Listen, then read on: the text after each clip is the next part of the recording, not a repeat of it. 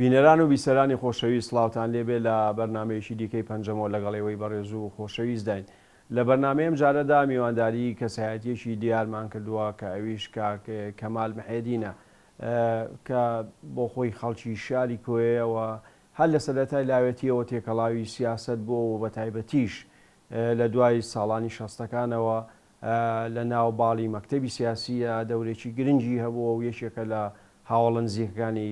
مامجەلال. ئێمە لەم بەرنمەیەدا هەوڵە دەین چەند لاپەڕەیەک لە ژیانی هەڵدەینەوە و شایەتی لەسەر ئەو ڕووداوانە دەدات کە خۆی تێیدا بەشدار بووە یاخود لە نزیکەوە ئاگای لێیان بووە. کاکەمال بەخێر بی بۆ بەرنامەی پەنجەمەوە. زۆر سپاست دەکەم، زۆر مەمنونم کە ئەو فەرسەتەتدا بە من بۆ ئەوی هەندێ معلوماتان بدەمێت لەوە ڕوودا و شتانی کە بەشداریم تیاکردنەوە. بەڵێ کاکەمال هەرچەندە ئێمە زیاتر باسی کەسایەتی خۆ دەکەین، بەڵام پێم خۆشە وەکو دەرچەیەک بۆ بەرنمەکەمان باسی کۆیە بکەین کەمێک، چونکە کۆیە لەگەڵەوەی شارێکی بچووک بووە بەڵام زۆر کەسایەتی گرنگی سیاسی و بە تایبەتی شاعیر و دەنگخۆش و سیاسی گەورەی تێدا لەدایک بووە و گەورە بوون و ناو کوردستاندا ناسراون. دوو بنەماڵە هەبوون لە کۆیە، بنەماڵەی حەوێزیەکان و غەفوریەکان. ئەمانە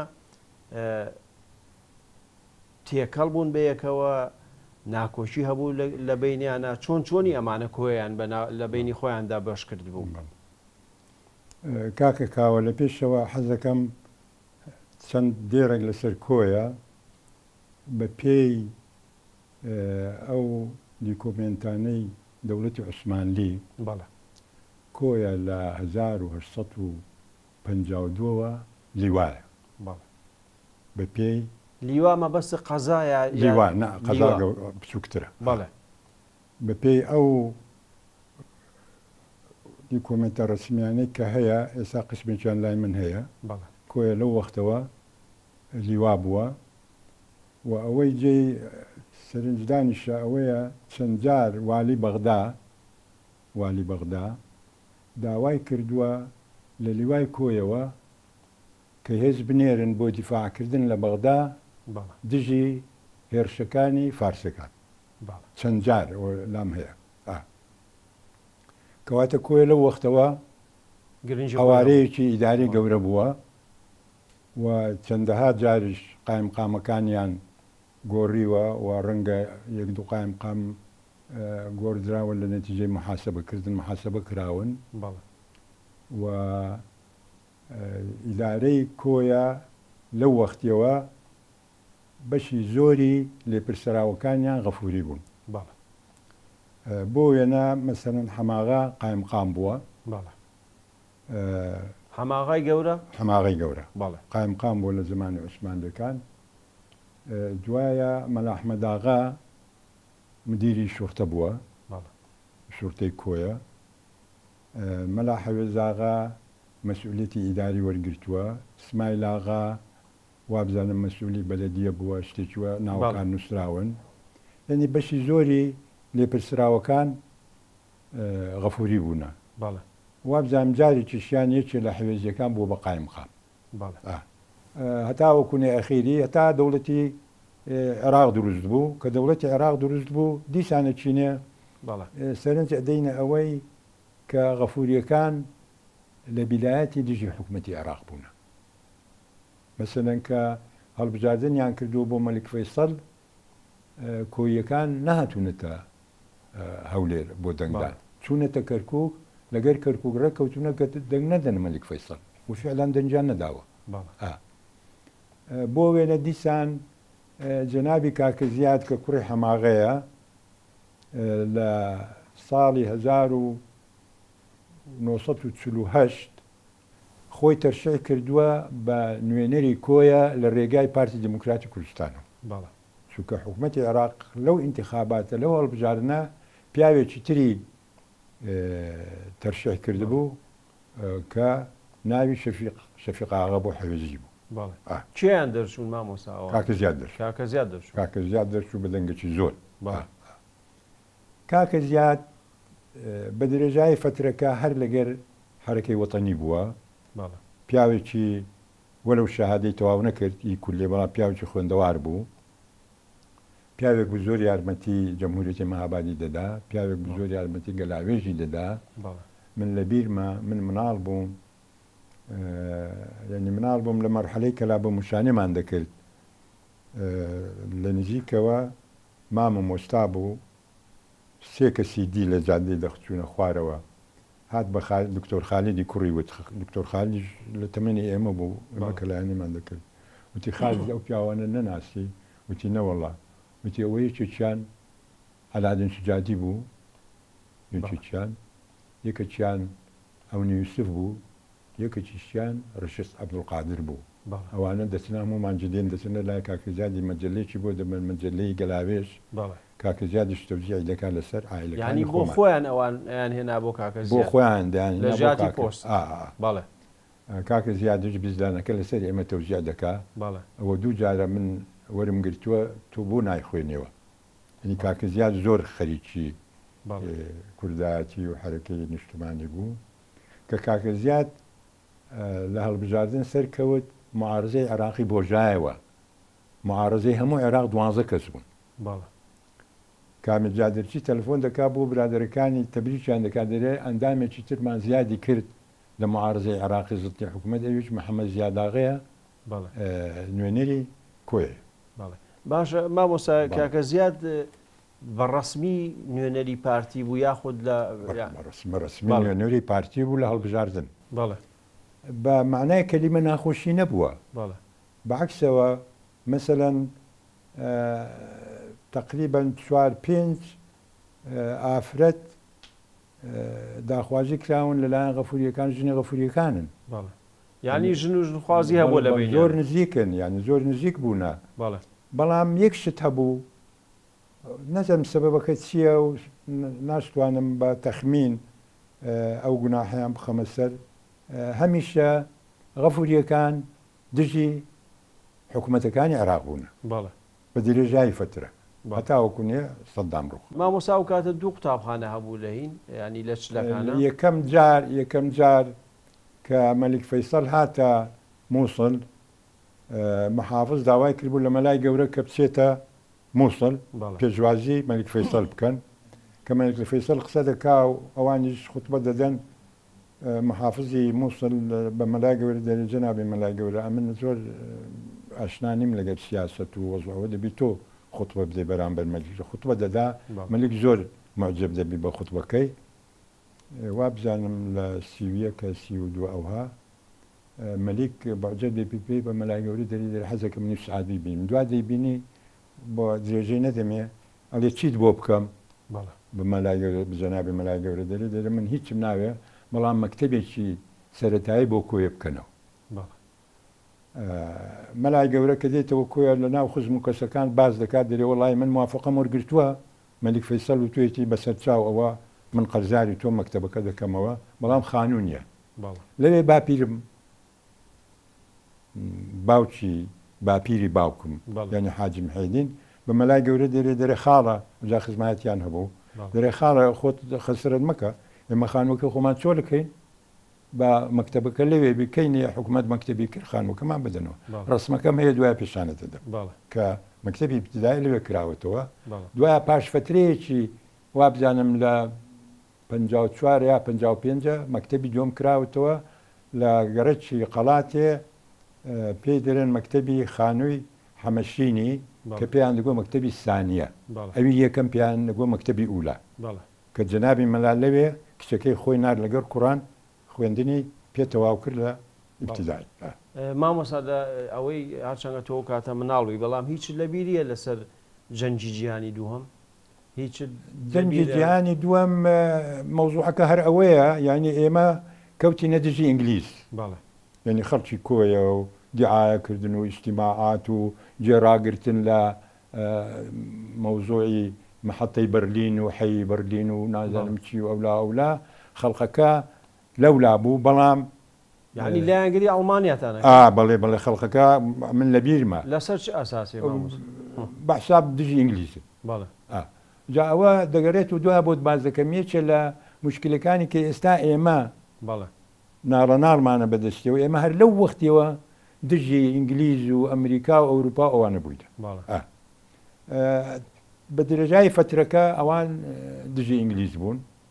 و دیعایان زندی ئینگلیز دەکرد و دیعاش لە ناو خەڵقەکە و ئەڵمان وای و ئەڵمان وای و ئەڵمان شتی بۆ کوردستان دەنارد و وەزعەکە لە حربی عالەمی دوم ئەو هابوو. بەڵێ ئەی مامۆستا بۆ خۆتان ئێوە کەی چوونە قوتابخانە ساڵی من کاکە کاوە من لە ساڵی 1936 لەدایک بوومە لە کۆیە. بەڵێ هەموو پلەکانی خوێندنم لە کۆیە تەواو کردووە. یەکەم جار لەبەرەوەی مەکتەبی سانیە من تقریبا وابزانم لە 42-43 چوومە مەکتەب. مەکتەبی سانیە لە ئێمە نزیک بوو لە ماڵی ئێمە من چوومە مەکتەبی سانیە. مەکتەبی سانیە تا سنفی پێنجی تیا بوو کە لە سنفی پێنج دەرچووم دەبایە بچمە مەکتەبی ئولا لە خوارەوە لە خوار شاری کۆیە بوو چوم لەوێ تەواوم کرد لەوێش چوومم تەوەستە پاشم تەوەستش چوومە سانەوی ئەو کاتە قۆناغی سانەوی 5 ساڵ بوو. بە کوردی بوو مامۆستا بە کوردیەتان خوێن هەمووی بە کوردی بوو عەرەبی ئینگلیزیشمان دەخوێن خوێندن ما بە کوردی بوو. بەڵێ مامۆستا کۆیەکان لە ناو شوێیەکانە دەوریان چی بوو بە تایبەتی باسیەوە کرێکە مامۆستا عەلی عەبدوڵڵا ئەوان کە خاڵی جەنابیشتە ئەوانە شوێعی بوون لە ئەوڵەوە خۆی با لەسەرەوە بۆت باس بکەم. حزبی شیوعی لە ساڵی 1944 ئینشقاقی کرد لە 44. باشە بەس پێشەوە ئەوان شوێعی بوون مەبەستم لە 34 ئێستا بۆت باز دەکەم چۆن بوون شوێعی. لە 34 حزبی شیوعی عراقی دروست بووە. لە 44 حزبی شیوعی ئینشقاقی کرد. دوو لقی لێ بووە قاعدە و وحدة النضال بعربي قاعدة وحدة النضال. باش فتريك لە هەموو عراق بوو لە هەموو عراق حزبی شیوعی عراقی یعنی مەبەستم مرکز جیابوونەوەکە لە مرکزەوە قاعدە جەمال نەبەز وان بوون لەگەر فەهەد ئەوانی تریش مەجموعەی جەمال نەبەز نامامۆستا جەمال چییە؟ جەمال حەیدەری. جەمال حەیدەری بەڵێ بوو بە دوو بەش دوایە ساڵێکی پێنەچوو بەهۆی فەهد و جەماعەت و ئەولا یەکیان گرتەوە. وحدة النضال لەگەر قاعدەیەکیان گرتەوە بوونەوە یەک حیزب دیسان کە بوونەوە یەک حیزب وحدة النضال کە پێیان دەگۆ بە کوردی یەکێتی تێوکۆشین ئەو وحدة النضالەکە یەکێتی تێوکۆشین و فەرعەکی هەبوو لە کوردستان. لەو فەرعە کاک عەلی عەزوو بوو. کاک عەلی و ساڵح حەیدەری و نافع یونس و کەریم تۆفیق و ئەم برادرانە ئەندامی ئەو فەرعە بوون. ئەندامی ئەو فەرعە بوون کە حیزبەکە یەکتری گرتەوە ئەو فەرعە ماوە وەکو خۆی لە کوردستانە. فەهەد داوا دەکا بەڵام هەر سەر بە حیزبی شیوعی بوو تقریبا بە وحدة النضال بوو نەکەوە کە وحدة النضال لەگەروان چۆوە ئەوان نەچوون ئەوان مانەوە گوتیان ئێمە ئەگەر وحدەیەکی ئیداریمان نەبێت لە ناحیەی سیاسیەوە وەکو فەرعێک ئێمە وەکو ئەفراد ناینەوە ناو حیزبی شیوعی. ئەوان مانەوە بە وحدەی تێکۆشی یەکێتی تێکۆشی تێگەشتی کەمانەوە فەهەد یەک دوو محاولاتی کرد و بەیانی دەرکرد و پێویستە ئێنزەمان بکەن ئاخیری قەراریاندا یەکتر ببینن. کۆبوونەوەیان کرد لەگەر فەهەد زەکی بەسیم محەممەد عەبدولعیس یەهودا لەگەر مەلا شەریف ئەوانە وەفدی حیزبی شیوعی بوون. کاک عەلی و ساڵح حەیدەری و نافع یونس وەفدی وحدەی تێکۆشین بوون. کۆبوونەوەیان کرد و کۆبوونەوەیان کرد ئاخیری فەهەد طبعا فەهەدیشان لەگەر بۆ شیوعەکان 5 کەس بوون. فەهەد زۆر تون دەبێت لەگەریان دەڵێ ئەگەر وەکو ئەفراد نێن ئێمە قبوڵتان ناکەین. ئەوان قبول ناکەن وەکو ئەفراد بچن حیزبی شیوعی کوردستانیان دروست کرد ساڵی 1945 ئەمە سابیتە. ئەمن کاک عەلی خاڵم چەند جار گوێم لێ بووە کاک عەلی لە کتێبەکەی خۆشی نووسیتی ڕەنگە ئێستا لای برادەرانی مەکتەبی سیاسی هەبێت بالتەکید هەیە. ئەگەر دەست دەمت بگاتە کاک فازڵ میرانی چونکە زۆر ئەهمیەت بە مەسائیلی علمی و تاریخ دەدا کوڕێکی باشیش من خۆشم دەوێت لایەتی من نواب زلمێک بجار ڕەنگە لەگەری باسم کرد بێ کتێبەکەی لایە کەواتە حیزبێک بە ناوی حیزبی شیوعی کوردستان لە 45 دروست بوو پاش ئەوەی سکرتێر و سەرۆکوشتی هەبوو ساڵح حەیدەری سکرتێرە ساڵح حەیدەری مەکتەبی سیاسیشیان کەریم تۆفیق و نافع یونس و ئەو برادەرەی هەولێری مەحامیەکە 5 کەس بوون ئەوانە مامۆسا فەهد و ئەوانە بڵێن سەرکردایەتی حیزبی شوێعی دژی ئەوە بوون کە حیزبێکی شوێعی هەبێ بە ناوی کوردستان بەڵێ دوایکە حیزبی تەحڕور دروست بوو محاربەیەکی توندی ئەو حیزبیان کرد دوای محاربەیەکی توندی پارتیشیان دەکرد ئەوە واضح بوو بەڵام ئەوان بۆ ئەوان دەیانگۆ دەبێ وحدەی نزاڵی طبقی هەبێ عێراق یەک دەوڵەتە نزاڵی طبقی یەک دەوڵەتە یەک طەلیعی هەیە ئەویش حیزبی شوێعی عێراق بەڵام زۆر دەوامی نەکردەوە حیزبی شوێعی کوردستانە ئەوە دەوامی کرد تاوەکو پارتی دموکراتی کوردستان در یعنی کەواتە 1 ساڵ تەمەنی بۆ حسابە بێ لە 45 بۆ 46 تاوەکوێ 16 ئاب بەڵێ چونکە ئەوان لە حوزەیرانە مؤتەمەریان بەست وا بزانم لە نهایەتی مانگ ئەوان قەراریاندا خۆیان حەلکەن یعنی معناوێ لە 46 16 ئاب 46 خۆیان حەل کرد حیزبی ڕزگاری چه عەلاقەی بەمانەوە هەبوو هەر لەو ساڵە ئەوان وایان تەسەور دەکرد برادەرانی حیزبی شیوعی وایان تەسەور دەکرد کە ملەتی کورد زۆر یاری شیوعیەت نییە لەبەرەوە پێویستە حیزبێکی دیکە دروست بکرێ بە حیزبی ڕزگاری یعنی حڕیەت ئەم حیزبیان دروست کرد بۆ ئەوەی خەڵقێکی زۆرتر لە دەورەی کۆ بێتەوە برێن با بە ئێمە شیوعی نین ئێمە لە بۆ ملەتی کورتەوە لەدەین ئێمە بۆ حڕێتی کوردستان بەڵام حیزبی کەواتە حیزبی ڕزگاری بە ئاگاداری حیزبی شیوعی دروست هەر حیزبی کوردستانی شیوعی کوردستان سەرپەرشتی دەکرد کاک نووری شاوەیس و ساڵح حەیدەری و نافع یونس و کاک هەمزەیتیان نەبوو هەمزە کاک ئیبراهیم ئەحمەد و ئەوانێتیان نەبوو هەر بەوە بۆت باس بکەم ساڵح حەیدەری سکرتێر بوو کاک عەلی بوو نافع یونس بوو ڕەشید باجەلان بوو تاها محیدین بوو ئەوانە بەڵێ ئەی مامۆسا بڵێن پارتی دیموکراتی کورد کە دروزە بێ ئەوە چۆن دروست بوو ئەمە لە تێکەڵەیەکە لەو حسابانە ئەمەش باسێکە من زۆر جار باسم کردووە تۆ بۆ خۆ چیت بیستووە لە مامۆستا عەلی عەبدوڵڵا بە تایبەتی من ئەوەی بیستومە لە کاک عەلیش و لە کاکە زیادیش چونکە من کە بووم بە محامی ئینسانێکی واعی بووم کاکە زیادیش وەکو خزم و ئامۆزای باوکم لەمە هاتوو چومان زۆر بۆ قسەشمان زۆر دەکرد لێگە ئاشکرا بووین وەکو محامیش هەر وەکیلی بووم لە کۆیە لە بیدایەتی لە پاش ئەوەی شۆڕشی کوردستان لە کوردستانی ئێران دەستی پێ کرد و حکوومەتی مەهاباد دروست بوو کۆماری کوردستان دروست بوو کاکە زیاد یارمەتێکی زۆری ئەو کۆمارەی دەدا لەوێ وردە وردە فکرێ ئەوەی پیا بوو لای برادەرانی عێراقی کە شان بە شانی حیزبی دیموکراتی کوردستانی ئێران حیزبێک دروستکەن لیژنەیەکی سەرپەرشتی و احتیاتیان دروست کرد بە ناوی لیژنەی ئازادی لیژنەی ئازادی عیبارەت بوو لە جەنابی بارزانی بەڕەحمەتێبی 4 زابتەکە وا بزانم نووری ئەحمەد تەها ئەوانە ئەو کاتە لە مەهاباد بوون لە مەهاباد بوون کەواتە فکرەکەی ئەوانە فکرێ ئەوەلی وەکو حیزبێک بۆ خۆیان دروستکە نەک پارتی حیزبێکی دیموکراتی دروستکەن شان بە شانی حیزبی دیموکراتی کوردستانی ئێران ئیش بکەن بۆ کوردستانی عێراق کە ببوورە مامۆستا ئەوانە لیژنەی ئازادی بوون یا حیزبی ئازادی لیژ نەبوون بەڵام سوودەیەکیان نووسی بوو بۆ منهجی ئەو حیزبێک کە دەیانەوێت دروستی کرد میرحاج یەکێ لە خوێندەوارەکانیان بوو نووری ئەحمەد تەها زابتێکی تونند و تۆر بوو 4 زابتەکەیان لەگەر بوو جەنابی بارزانی ڕئیسیان بوو منهج و شتی واشیان جم و جۆڵیان دەست پێ کرد بوو لەلایەکی دیکە کە فەهد تعمیمەکە دەکا بەیانەکە دەردەکا دەرێ پێویستە حیزبی حرەکەی کوردی حیزبێکی دیموکراتی جەماهیری هەبێ نەک حیزبی ئەمەلی هەبێ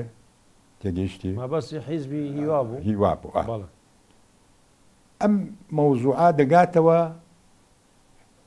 حزبی شیوعی سووری کە سکرتێری حزبی شیوعی سووری ئەو وەختە ئەو کابرا دەبێ ناوەکەی خالیل بەگداش نەبووە خالیل بەگداش بوو دەمت خۆش خالیل بەگداش بە ئەسڵ کورد دەبێ زۆر دۆستی جگەر خوێنە بێ جگەر خوێنش کە شاعیرێکی گەورە بۆ نابانجی کووردە لە دیمەشق دائیمە علاقە و دۆستایەتیان هەیە لەو فترەیە کاکە زیاد دەچێتە سووریا کە دەچێتە سووریا لە ماڕێ جگەر خوێن میێوانە بێ جگەر خوێن لێ دەپرسێ و وەزع چێ و وەزعی شۆڕش و وەزعی مەهاباد و وەزعی برادەران و کاکە زیاد ئەو شتانی هەموو بۆ باز دەکا جگەر خوێن دەڕێ ئەدی تۆڕە ئیچێ لەسەر ئەو نیدایە کە فەهد نووسیوێتی بۆ کورد و حیزبێکی وا دروستکەن کاکە زیاد وا ئەزانم وەکو بەمنی باس کرد وتی من پێم خۆش نەبوو حیزبی شوێ تەداخلی ئەوە بکە بەڵام دوایە لە نەتیجەی قسە ئەوە جگەر خوێن پێ دەردێرە باشە سبینی ڕۆیە من وە ئەەکەم ئەویش بێ خالی بەگداشش بێ لە ماڕێ مەنانە خۆین لەگەر کاکی زیاد یەکتر دەبێت زۆر باشە مامۆستا لەوێ مەوزوعەکە دەکرێتەوە باشە کەواتە لێرە پشوویەگەین دوایی درێژە بە قسەکانمانێت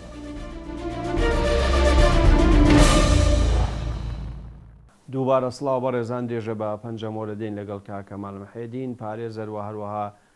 هاوڕێیەکی نزیکی مامجەلال کاکەمال باسی ئەوەت کرد کە لە سووریا کەواتە خالیل بەگداش دەوری چی هەیە مەسەلەن لەوەی کە لەگەڵ کاکە زیادە باسی چیان کرد خالیل بەگداش سکرتێری حیزبی شیوعی بوو لە لایەن مجموعەی شیوعی عالەمی دانرا بوو سەرپەرشتی یاری هەموو ئەحزابە شیوعەکانی شەرقی ئەوسەط حیزبی شیوعی عێراقی یەکێک بوو لەو هەر شتێکی دەکرد حیزبی شیوعی دەبا خالیل بەگداش ئاگادار بێ لەبەرەوە خالیل بەگداش خۆی کردە تەرەف لە مەوزوعەکە تەکلیفی لە کاکە زیاد کرد وتی ئەگەر یەک کەچی وا هەبێ بتوانی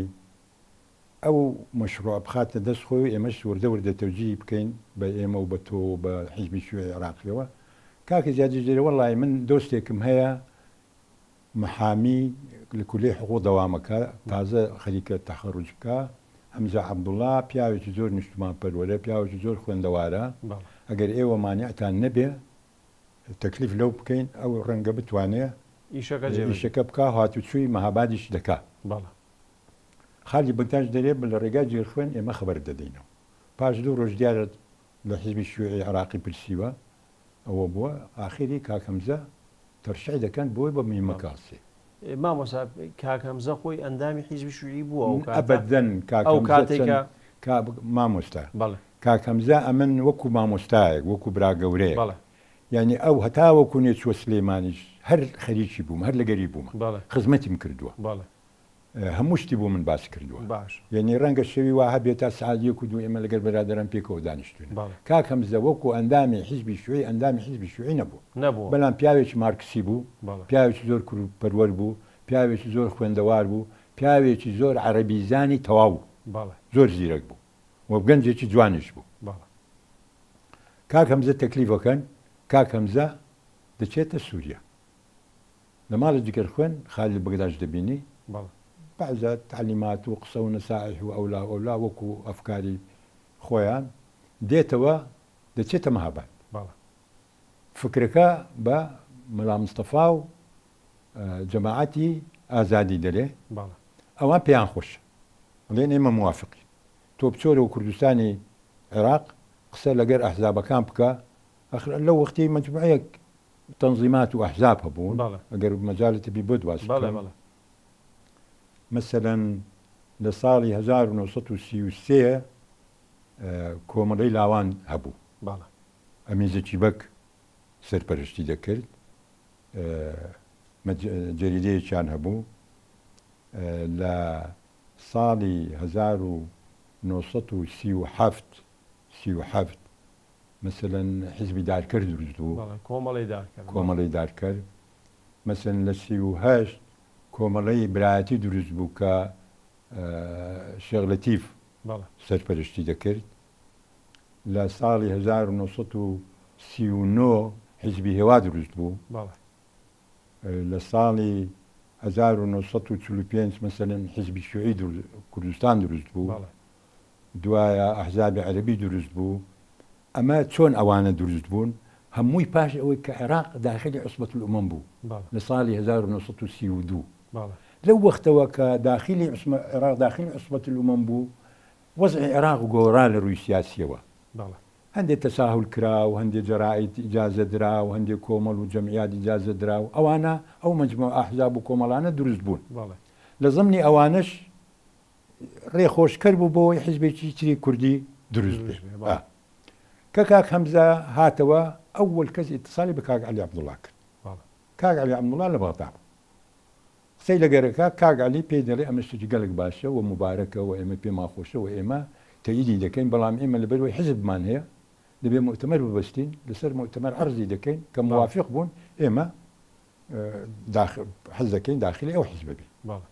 دەگەڕێتەوە سلێمانی کاک برایم دەبینێ کە کاک برایم دەبینێ کاک برایم دەرێ من زۆرم پێخۆشەوە حیزب دروست بێ بەڵام من مەسئولی لقی ژێکافم حیزبی دموکراتی کوردستانی ئێران لەبەر ئەوە قازی محەممەد ڕئیسیەتی ئەگەر قازی محەممەد موافقە نەکە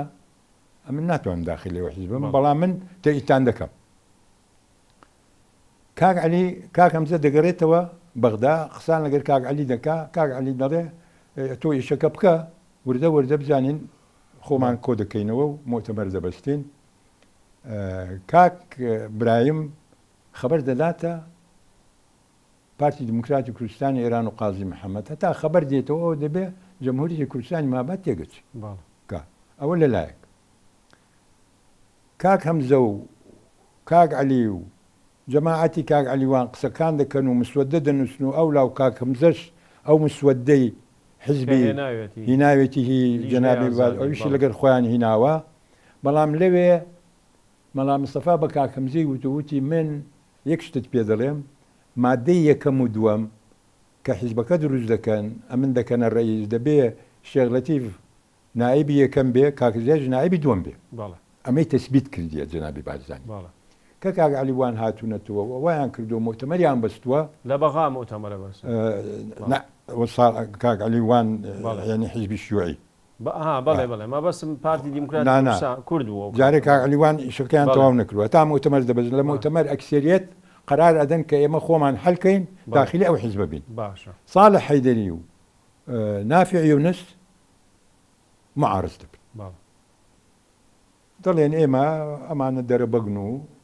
ئێمە ناتوانین داخلی حیزبێک بین کە نایبە ڕئیسەکەی ئەقتاع و دەرەبەگ و کۆنەپرست ئەوان لەوێن دەرەوە جیا ئەبنەوە بەشی زۆریان لە یەساریەکان دەچنەوە ناو حیزبی شیوعی عێراقی ئەوان هیچ کاک عەلیوان بەشی دەرێ بەشی زۆری کادیرەکانی ئێمە ڕازی بوون لەسەرەوە کە ئێمە داخلی حیزبەکە بین مامۆساکەواتە مامۆسای ئیبراهیم ئەحمەد دیارە و کاتە مام جەلال تەمەنی مناڵ بووە نەخێر بڵێ بەس مامۆسای ئیبراهیم ئەحمەد دەوری نەبووە لە دروستکردنی پارتی دیموکراتی بەدەن لە بیدایەتی بەڵام لە بیدایەتی تەرحیبی کرد بە فکرەکە تەرحیبی کرد ئەجا بکەوە شتە ئەوانە برانەوە ئەوان مؤتەمەری خۆیان بەست خۆیان هەل کرد دوایە ئەوانیان ئاگادار کرد وا بزانم میرحاج و نووری ئەحمەد تاش هاتبوونەوە وەربەنهێنی کاک عەلیوانیان دیبوو و مؤتەمەرەکەیان بەست لە بەغدا لە ماڕی سەعید فەهمی کابرایکی کۆیە کە مؤتەمەریان بەست لەو مؤتەمەرە کاک هەمزە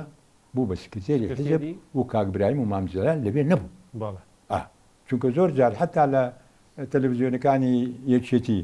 ئەڵێ کاک برایم و مام جەلال لەبەر ئەوە حەزێکم ئەو شتانە ڕاست کرێنەوە ئەوە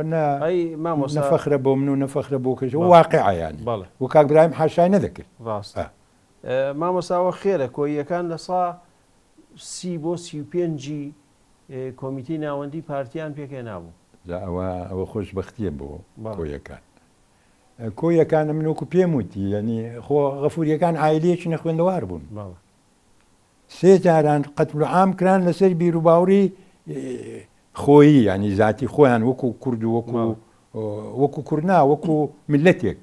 چونکە فکری کوردایەتی وەختی زەعیف بوو نەبوو بەڵام وەکو میلەتێکی بابری ملەتێکی مسلمانیش بەڵێ خازع نەبوون لە بۆ ئەو ئەوامرە خراپانەی کە سوڵتانی عوسمانی دەیدا بۆ منتیقەکان لەبەرەوە کۆیەکان لە بیدایەتیەوە وابوونە کۆنگرەی دوو لە شوێ ژیرە ئەوە کۆنگرەی دوو لە بەغدا ژیرە لە مارێ ساڵی چەندە مامۆستا ساڵی 51 لە مارە عەلیحەمدی تا ئەو کاتە هەر هین بوو ینی هەر کاکەمزە سکرتێر بوو تا کۆنگرەی لە مۆتەمر لە کۆنگرەی سێ کاکبرایم بۆ سکرتێر بەڵێ بەڵام لە کۆنگرەی دوو هەر کاکەمز مابوو بەڵێ بەس مامۆستا برای مەحمەد داخلی حیزب بوو لە کۆنگرەی دوو لە کۆنگرەی دوو داخلی حیزب بوو بەڵێ لە کۆنگرەی سێ بۆ سکرتێر بەڵێ باشە مامۆستا تۆ بە خۆت لە تەمەنێکی مناڵیەوە جێگەی سەرنجە زۆربەی ئەوانەی کە ئەو کاتە قوتابی بوون مەسەر لە تەمەنی 12 ساڵیە تێکەڵاوی سیاسە دەبوون و دەوری گرنگیشیانە بینی بە تایبەتی لە قوتابیانەوەوانە تۆ بۆ خۆت کەی تێکەڵاوی سیاسە با باسی حرەکەی جوولانەوەی قوتابیان بۆ بکەم لە کۆیە دوایە لە کوردستان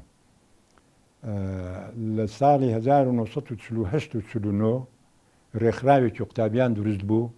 بە ناوی KPX یعنی کۆمەڵەی خوێندەوارانی پێشکەوتوو ئەندامە دیارەکانی ئەوەی کە ئێستاکانە ئەمن لە بیرمە محەممەد سادق بوو جەمال تایر بوو مامۆستا کەریم شێخانی بوو یادی بە خێرمیزان لە سلێمانی نەخۆشە فایق جەمیل بوو ئەمە خەتی یەکەم بوون خەتی دووەم ئێمە بووین کە سنفی سێ و چواری سانەوی بووین من بووم بابە کەریم بوو کەریم ڕەزا بوو صدیق صادق بوو واحد سعید بوو ئەم مجموعە ئەمە بەس لە کۆیە بوو مامۆستا لە کۆیە دوایە لە کۆیە فەرعێکیان لە سلێمانی کردەوە فترەیەکی زۆر ئەوەی کرد مامجلال لە کۆیە چوە کەرکووک لەوێشەوە شتێکیان دروست کرد هەتا ئەو دووشتیان دروست کرد لە 53 کردیانە یەکێتی قوتابیانی کوردستان باشە بەس مامۆستا ئەو ڕێکخراوە و کاتە سەر بە هیچ حیزبێ نەبوو ینی ڕێکخراوێکی سەربەخۆی قوتابیان بوو دوایە یەکچیتە قوتابیانی کوردستانیان دروست کرد لە بەغدایە لە مارێ قادراغی کوڕی کاکە زیادی مۆتەمەریان بەست لەوێ ئەحمەد عەبدوڵڵا بادینیە خەڵکی ئەمادیەیە بوو بە ڕئیس مامجلال بوو بە سکرتێری یەکێتی قوتابیانی کوردستان لە حرەکەی طوڵابی عێراقی اتحادی تەڵەبەی کوردستان دەورێکی باڵای هەبوو لە دوای 58 لە 59 حکوومەتی عەبدولکەریم قاسم ئیجازەی دا ئیتحادی عامی تەڵەبەی عێراق باشە بەس ئەو ئیتحادی شوێیان بوو باشە ئێمە باسی ئەو ئەواناکەین چونکە دەورێکی گرنگیان هەبووە حەزەکەم باسی مامجلال بکەی مامجلال کەی بۆ بە ئەندامی پارتی لە ڕێگەی چیەوە بۆ بە ئەندامی پارتی ئەوەی تۆ ڕەفیقت بۆ خۆی لە ڕێگای کاک عومەر دەبابە بوو بە ئەندامی حیزب بەڵام لە ڕێگای کاک کەمال عەبدولقادر کە ڕئیسی ئەو منەظەمە طوڵابیە بوو کەوتە ناو مەیدانی سیاست و کوردایەتی و تەڵەبایەتی و مافی تەڵەبە لە چلونۆ ڕەنگە نهاتی چلونۆش بێ لە ڕێگای کاک عومەر دەبابە بوو بە ئەندامی حیزب دوایە کاک عومەر دەبابە مامجلالی تەسلیمی تایر سەعید کرد مامۆستا چونکە کاک عومەر لە کۆیە نەدەما دەهات و دەچوو تەسلیمی تایرفەندی کرد تایرفەندی مامۆستایەکی ئیبتیدایی زۆر بەڕێز و کوردپەروەر بوو دوایە کاک تاریش تەسلیمی کاک عەلی عەبدوڵای کرد مامجلال ئینتڵاقی کرد مامۆستا و ڕێکخراوی قوتابیانە بیر و باوەڕی کوردایەتی هەبوو یا چەپ بوو نێوە علاقە بە سیاسەتی چەپ و ئەوە نەبوو سیاسەتی دەولی دەرەوە نەبوو کوردایەتی مافی تەڵەبە جاوە وردەکاری زۆرە چونکە ئەو قوتابیانە شتی سەیریان کرد لە مەکتەب بسنە یەک دوو جار مامۆستای عەرەبیان دەنارد لە بۆ کۆیە بەدڕەوشت بوون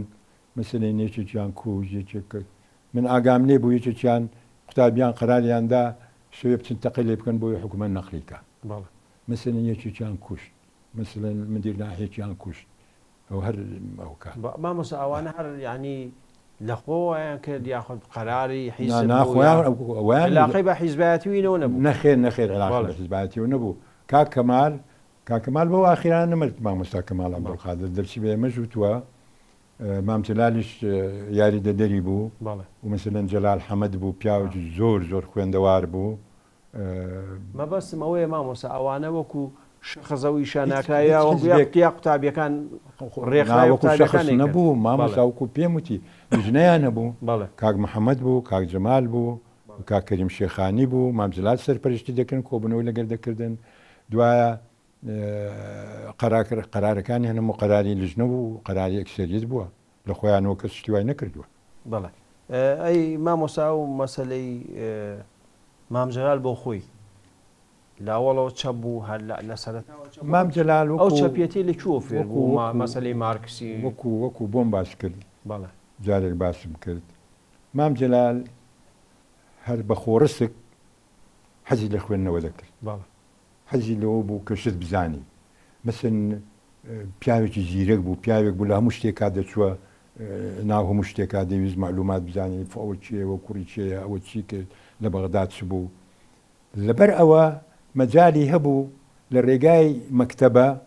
دوو مەکتەبە لە کۆی هەبوو مەکتەبەی کۆی سنجاق هیچ شوێیان بوو مەکتەبەی حاجی قادر هی پارتی بوو مامجلال لەگەر لە هەردوو مەکتەبە عزوو بوو عزووی بەشداری جەریدە و کتێب و شتیوە کتێبی لەو لاوەردەگرت جەریدە لەو لاوەردەگرت کتێب جەریدە لەو لاوەردەگرت باش بەشی زۆری کاتەکانیشی لای ساڵح شەمس کە پیاوێکی زۆر بەڕێز و کورتپەروە خوێندەوار بوو ئەمرێخوا کرد ئەو مەسئولی مەکتەبەکە بوو لای دانیشت هەر کتێبێکی هەبا و جا ئەو کاک حەمە ساڵحە خوارزای کاک عەلی عەبدوڵڵا بوو کاک عەلی عەبدوڵڵا سەرپەرشتی مەکتەبەکەی دەکرد مەکتەبەی حاجی قادری کوڕی لە ڕووی مەسرف و ئەولا چونکە ئەو مهندسیش بوو لە عینی کات کە حیزبایەتی دەگری کاک عەلی مهندسیش بوو مقاولات شتیوای دەکرد وەزعی باش بوو مامجلال کەوتە ناو خوێندنەوەی کتێب و جەریدە و بەزم و ڕەزم فاتح ڕەسوولی ئیستیغلالی ئەوەی کرد ڕۆژ بە ڕۆژ کتێبی ئیسارەی دەدا مامجلال مارکسیەت و لنین و ئەنجلیس و فلان و فلان و فلان و شتیشی بۆ گەورە دەکرد شوێعێ بەهەشتە و شوێعێ دوایە وایە و مامجلال کەوتە ئەو خەتە کەواتە کەوتە ژێر کاریگەری تقریبا لە ڕووی تەسقیفیەوە لە ڕووی تەسقیفیەوە نەک لە ڕووی ببوونە ئەندامەتی ئەولا بەڵام لە نەتیجە چەند جارێک وەکو مامجلال گوتی دوو جار من فاتحم داوت کرد لەگەر مام ڕەسوول و کەریم ئەحمەدیش هات بۆ لامان مناقەشە کرا و ولا کرا تەماشا ئەکەم ئەوانە فکری قەومیەتیان نییە ئەوە هەروەسەیەکی بۆ من پیا کرد مامجلال دەڵێ بیرم کردەوە باشە ئەوان هەر قسێکی دەکەم وڵا سۆڤێت دوای کرد حیزبی شوێعی واولی باشە کەسێک نییە لە ناو کوردەواری وا برێ وا بکا و ئیش بکا و فکری هەبێ ئەوە بێ ئەڵێ وردە من تقریبا هەروەستەم کردبوو دەمزانی شوێعیەکان لەسەر مەسائلی قەومی ڕێیان خراپە بەڵێ وردە کاک عومەریش لەولا زۆر خەریکم بوو لەبەرەوە بە تەواوی من لە لای کوردەواریەکە ساغ بووم. بەڵێ باشە مامۆستا کەمال عەبدولقادر جەلیلزادە ئەو بۆ خۆشی ئەندامی پارتی بوو بەڵێ ئەندامێکی پێشکەوتوی حیزب پیاوێکی گەورە بوو ئەو بوو حەمەد من مەغروب بوو تایر سەعید بوو جەلال حەمەد بوو عوسمان ئەفەندی بوو دیانەکان بوون هەندێکیان دنحا و کێشە و ناکۆکی هەبوو لە بینی حیزبی شوێعی و بڵێن چەپەکان و بڵێ چۆن براکەی من لێرە چەقویان لێدا حاجی محیدین مدیری تربیە ئێرە بوو ئێستا لێرەیە لێرە چەقویان لێدا نەدەم بۆ نەمر لەسەر قەومیە لەسەر شوێعی پارتی دوایە مەسەلەن کاک مەسعود خۆی تەرشێ کرد لە 52 لە ئینتخاباتەکە شوێعەکان سندوقەکان فراند مەسعود محەممەد بەڵێ سندوقەکان فراند دووبارە انتخابات کرا و کاک مەسعود دەرچوو بەڵێ مادام باسی ئەوەت کرد باشە ئەو نوێنەری سەربەخۆ بوو یا کاک مەسعود محەممەد نوێری لژنەی مەرکەزی قەراریاندا جاری دووەم کە کاکە زیاد هەڵبژێردرا جاری یەکەم جاری دووەم بۆ حیزبیش و بۆ کاکە زیادیش و بۆ خوێندەوارانی کۆیش و بۆ خەڵقی کۆیش حسابی ئەوەیان کرد کە ئەو جارەی بە کاکە زیاد نەبێ کاک مەسعود بێ مامجلالیان ڕاست پارت بچی بە کاک مەسعود بێ مامجلال دەچی بە کاک مەسعود دەڵێت لە حیزب قەراریدا لە ژنەی مەرکەزی کە تۆ تەرشێکەن بۆ نائیبی بەغدا کاک مەسعود دەرێ بە من ناکرێ و من مۆزعی عایلیم و ئەولا و کاک برایم و مامجلال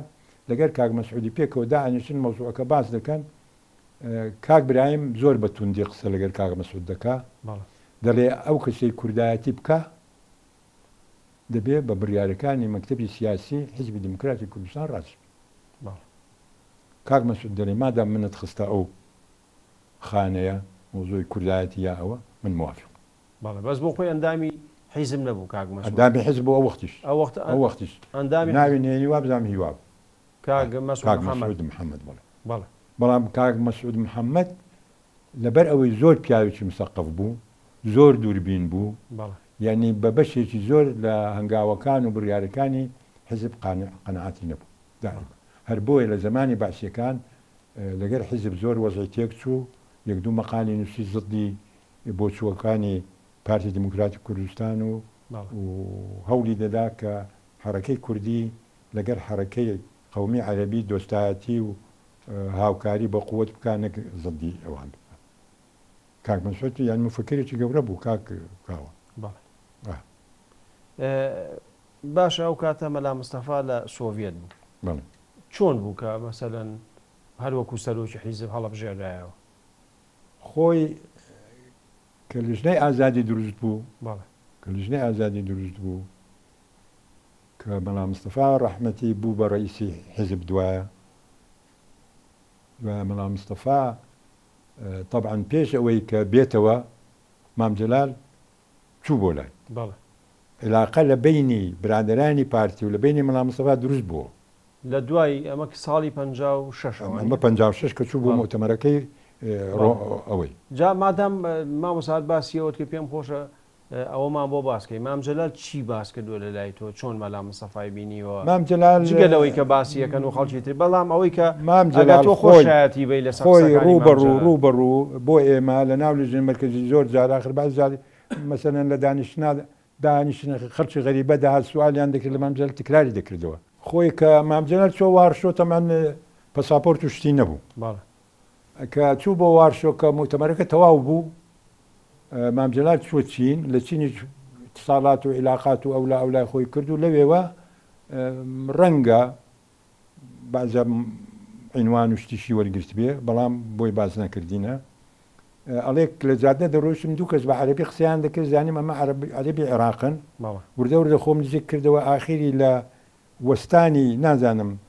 حیوان و شت تێ ئەپەڕێ یا ترفگلایت بوو ئێمە وەستاین کەوتینە تەنیشتێک ئەوان هەر قسەیانە کرد من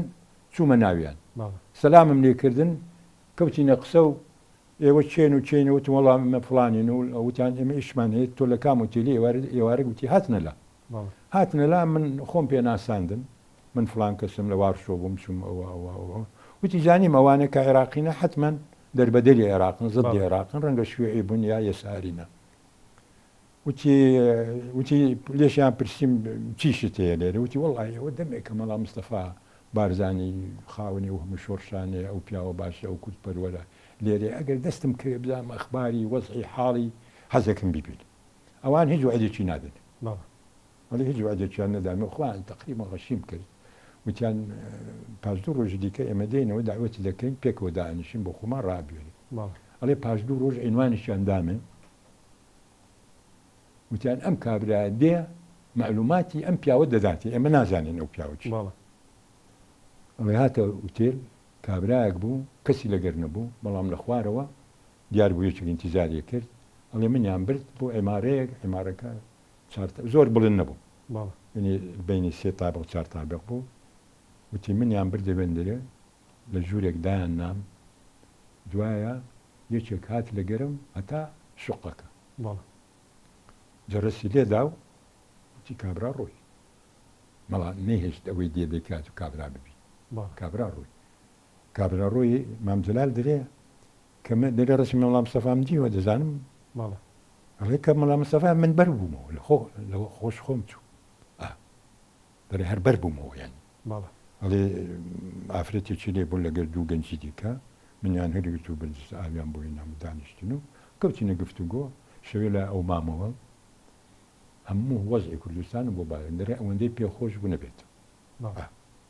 ئەڵێ منیش باسی ئەوم کرد و وتی هەموو قسەکانی و ناڕازی بوو وتی جەلال ئێمە هەر چەندە دەیان کوشتین و لە کوشتەکە ڕامان کرد و هاتین و خوا حەقی ئێمەیانداڵ دەدا و وەزع و حاڵ و بەڵام ئێمە لە وەزعێکی خراپ دەژین هەمویان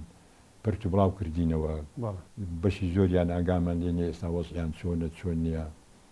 زۆریش ئێمە هەوڵماندا کە یارمەتیمان بدەن و دیار بۆ باسی ستالینی کردبوو وتبووی بەڵام ناوی نەی نابوو وتی بەڵام کە باسی دەمانزانی وەزعیەوە وتی زۆر نەسیحەتی کردین و کۆ وەزعی خۆربان بۆ باس کە ئێمە خلافاتی ئەوە هەیە وتی تاکیدی دەکردەوە دەیگوت دەبێت ئاگاتان لە هەمزە بێت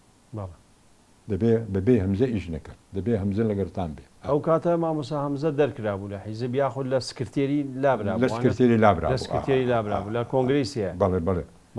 لە کۆنگرەی 3 و 4 هەر نەما کاکەم سەعە طبعا پاش ئەوە بۆچی مەلا مستەفا دیفاعی لێ کردووە ئاخر کاکەمزە کە مەلا مستەفا وەکو وەفایەک بۆ کاکەمزە لە بیدایەتی ئیشەکەوە لە ژنەی ئازادی و مەشروعەکەی فەهد و مەشروعەکەی کاک عەلیوانی پێگەیان یعنی ئەو مەلا مستەفا بە ڕەحمەتی بێ ڕەنگە واتە سەوەر بکە هەمزە بوو بەسە ببێ کە ئیشە گەڕارە ببێ و دروست بێ وەکو وەفایەک وەکو یاریمەتیدانێک وەکو خوێندەوارێکیش دیوێتی و قسەی لەگەر کردووە کورتپەرۆرە و جا گەنجێکی جوانیش بوو کاکەمزە عەرەبێکی باشێکی دەزانی زۆر باشە مامۆستا ئێمە حەزەکەی لێرەیە کۆتایی بە مەڵخەی بەرنامەکەمان نێنین لەبەرەوەی کاتەکەمان تەواو بوو ئێمە لە ئەڵلقەی داهاتوودا باسی کۆنگرەی 5 بە تایبەتیەکەین کە جەنابت لەوێ بەشدار بوویت و بزانین لەو کۆنگرەیە چی بووە و حکوومەتی عراقی بڵێن مەلیشیە ڕۆخێتەوە بێ بە کۆماری و کۆمەڵە گۆڕانکاری تر کە جەنابت لە نزیکەوە ئاگاداریانی بینەران و بیسەرانی خۆشەویست بەم شێواتینە کۆتایی ئەڵلقەیەم جارەمان پێکەوە پرۆمۆی ئەڵلقەی داهاتوو دەبینین و بەخواتان دەست پێ چی ڕوویدا لە کۆنگرەی 5 پارتی لە بەغا چی ڕوویدا ئێمە دائیمە زدی کاکەمزەوان زدی شوێدان قسەمان بۆ مەلا مستەفا تحت الوقت کەرکووک ئێمە بردمانەوە هەولێر ئێمە بردمانەوە چووینە مووسڵ بەعسیەکان بردیانەوە کەسێکی حقوقی پێ دوایەوە شۆڕژ و یاخود ئینقلابێکی ئاسۆ تا ئێستاکانە ڕئیسی حیزبێک لە عێراق ئەعدام نەکرا ئەندامی مەکتەبی سیاسی حیزبێک لە عێراق ئەعدام نەکراوە بووم بە ئەندامی پارتی ناوی نهێنیم خۆر بوو هاتنەوەی مەلا مستەفا وەکو ئەوە بوو بەهەشتێکت بووە بۆ بێ لەلایەن خەڵک